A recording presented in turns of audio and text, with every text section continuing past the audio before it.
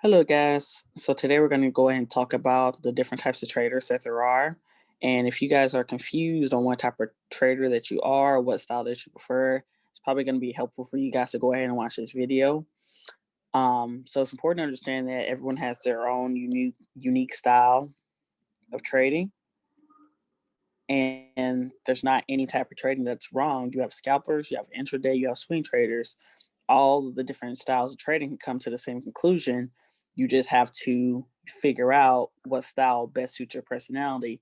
And I've always been a huge believer on your trading does stem from your personality. So you don't want to match your personality to trades. You want the trades to match your personality. So with that being said, like over the past few years, like I've come accustomed to know myself as a trader and know myself as a person, because really when you get into these markets, it's going to make you read yourself inside and out. So I know that I'm an intraday trader, intraday swing trader. I can scalp, but I don't prefer it. I rely heavily on the charts and the candlestick patterns, but I also keep the fundamentals in the back of my mind for catalyst opportunities. With that being said, like if I know I rely heavily on fundamentals, heavily on technical analysis, and fundamentals are just giving me that extra push to push my trade in the right direction, whether it be options trading or Forex trading, then that's what I'm looking for. I'm looking for, if I'm looking for news around the pound, I'm looking for my technical analysis to give me a reason to buy or sell. And I know that move is going to be violent because of the catalyst of, let's say, Brexit going through, they're agreeing on Brexit. Or let's say if I know something that's going to have earnings reports, such as Nike, I think had that earnings report, 2 weeks ago? 2 weeks ago, Monday. So we're looking for reasons to enter Nike. That doesn't necessarily mean just because they were earnings that we're going to buy Nike, but we're looking subjectively at Nike to decide whether to buy or sell. And since Nike never gave us an entry, we didn't enter Nike. So with that being said, let's go ahead and move on and get into it. And I'll give you a brief description on how we go through everything. So a scalper is someone who takes shorter term trades, and they're going to be in and out of the market pretty quickly. I would say scalpers are going to be the ones you get that day trading notice on Robinhood or really any other brokerage as well. They're going to be entering that day and exiting that day as well. So if market open and enter trade, by the time market closes and you know what type of trader they are, they're out of that trade by then. Just because they're looking for the next opportunity. I would say one thing about scalpers is, well, the successful ones that I know is that they may not scalp every opportunity, but they do take a whole lot of information and they up their lot size for a small period of time in order to leverage the trade and take advantage of the trade. So if I wouldn't recommend scalping to someone who has a busy life or has a demanding job. So if you know that you're a nurse and you're not able to look at the trades like that all day, every day, then don't scalp trades. Don't pick trades. They're gonna be Wall Street trades. You want to kind of pick trades that are going to be a week or two out, so that you have time to get that trade into profit, so on and so forth. Or you want to swing trades to get you a month out or so like that, to where you can stack positions. You can stack positions on top of each other to where you're averaging down or averaging higher if you're in a put, so that ultimately you make that profit coming from that trade. But if you have a high demand job or a busy life, don't choose scalping. Your personality is not going to match that. You're gonna have a bad trading experience if you try to scalp and you don't have time to scalp. So naturally, when I'm thinking of scalpers, I'm thinking of people that are in and out of trades real quickly, probably even within, if not a couple hours, within a couple minutes, to where they're just taking a little piece out of the market each time and they're making profit on it. So they're taking $50 here, $20 there, $30 there, 20% here, 50% there, 10% there. That's what they're doing. They're just, I feel like it's a little bit more complicated scalping, but it just all depends on the personality you have. Like if you have the time to scalp, then do it. But you guys have to kind of figure out what style of trading that you want and what best suits you, because it's your life. We can't tell you what type of trader to be. We can help guide you towards those positions and those contracts, but ultimately you have to make that decision of, okay, say if Leslie calls a lot of day trades that week and you can't take those, that just means, hey, okay, well, I'm not going to take any of these. I'm going to wait for something better to set up. So up next, we have our intraday traders. These are going to be the traders that kind of do day-to-day trading. So I would say a day trader is someone that holds the trade for 1 day minimum on to maybe a couple days at a time. So maybe if you open a position on Monday, you might try to hold it until like Wednesday or Thursday if need be. But I don't really know many intraday traders that'll hold their position over the weekend, because at that point, if you hold it over the weekend, you're swinging it into the next week. So with day traders, I would say I'm more identified with that for the Forex side, because with the market being as volatile as it has been for the month of December, because between stimulus and New Year's and Christmas Eve and Christmas Day, New Year's Day, like it's kind of hard to have a long term position without it, of course, catching some drawdown naturally. But it's important to understand whether if you're an intraday or a swing trader, and you're gonna catch drawdown. So if you identify or don't have the schedule to scalp, you have to understand like you might not be in profit right away when it comes to some day trades or some swing trades.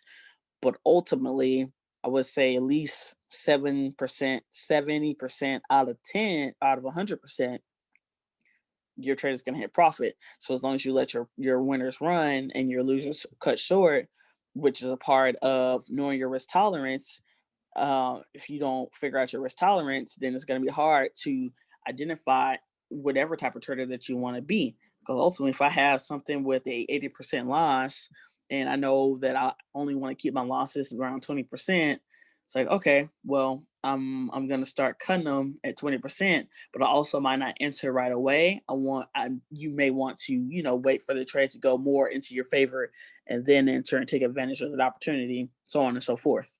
So really the main goal of an intraday trader is going to be either out of the trade by the end of the day or out of the trade by the end of the week, so that you're not holding it into, a different time period. Like me personally, like when I day trade, intraday trade, I like to go ahead and, reset. Like I might not take another trade for another 2 days or so, because I'm resetting and looking at the market and seeing like, ooh, okay, if something's like a key setup, like I said, I'm technical now.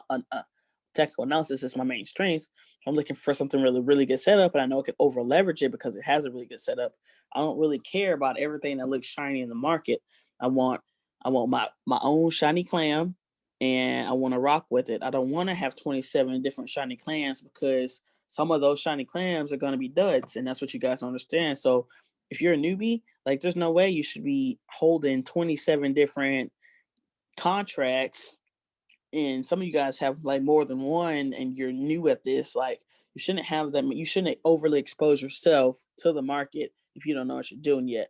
You want to start small and then build the account. You don't want to you don't want to start huge and then try to build from there, because in the long run you're gonna screw yourself over, and you're gonna screw yourself over so bad to where it's almost gonna be impossible for us to fix it. So if you guys need help, like you guys need to inbox me. Like those first couple of weeks when you guys got started, you were inboxing me every day. You were inboxing Leslie every day, every single thing, every single trading session. Like you guys need to get back to doing that, because the only way that we know that you guys need help is if you speak and tell us that you need help. And that's what we're here for. We're here to support you, because when I first started trading options and forex, I didn't have a mentor, so I didn't have anyone to guide me in the right direction. So ultimately, I paid a bigger price when it came to learning the skill set, because I lost my money by myself. But of course, I learned it eventually, because I'm relentless. Like I don't stop. But moving on into swing traders. Swing traders are going to be more of your long term traders. They're going to be the people that are holding for a month or more at a time.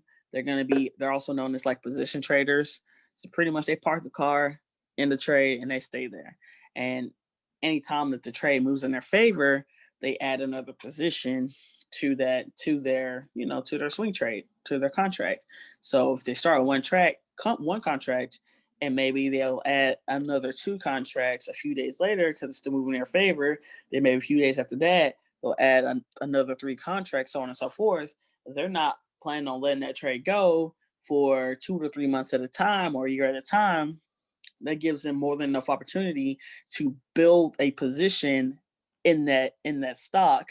And also they can either average down or average up to where they have an even better position, but they understand that they're going to be taking some drawdown. So when you guys are entering trades that are far out in like March, February, April, June, October, and it's still December, you guys have to be willing to be able to take that drawdown and know that it's coming, because come on, like, the market doesn't move in one direction. So yeah, if you pick a trade that's going to expire a couple months down the line, it may not be in profit now, but maybe next month or the month after that, like, okay, now you got triple of what your account was because you held on to the trade and you weren't impatient with it. So just give your trades time, guys. And if you don't like swing trading, if your mental state can't handle swing trading or holding it for that long, all you guys got to do is make the trades fit your personality.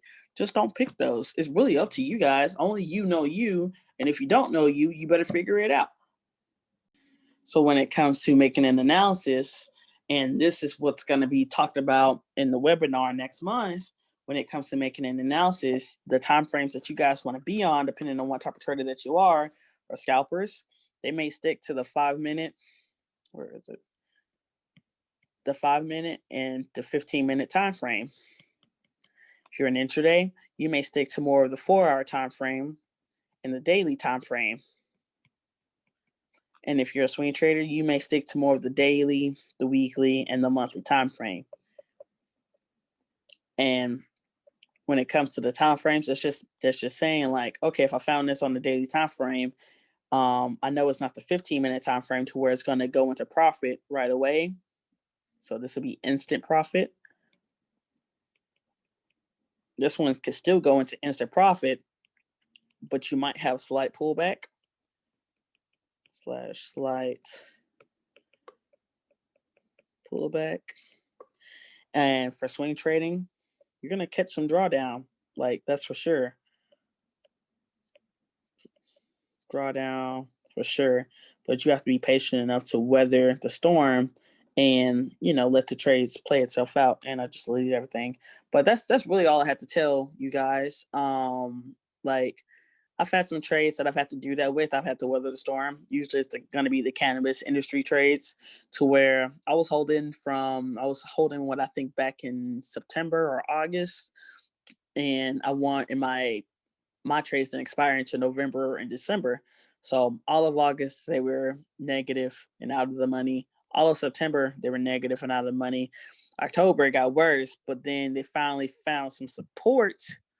And then by November, when it was time for the election, I made 4 times my account size from holding those trades through the last 3 months. That's just because I was patient with it. So if you're impatient, you're really just setting yourself up for failure if you're running swing trades, because once it's like you get that gut feeling, and it's like a punch in the gut, to where if you look at the trade later down the line, you cut it out early, you're like, dang, I really could have just held that trade if I was patient. So you guys work on your mental state. Get with me if you need any help. Get with Leslie if you need any help. Like, we're here to support you guys. We just need to know that you guys need that support. So hit my inbox. My one-on-ones are still available. I think I'm booked for January and December. December's over, but yeah, I'm booked for January. I still have some slots available for February as well. Let us know, and have a happy trading week. Happy New Year's, and I will see you guys this week as well.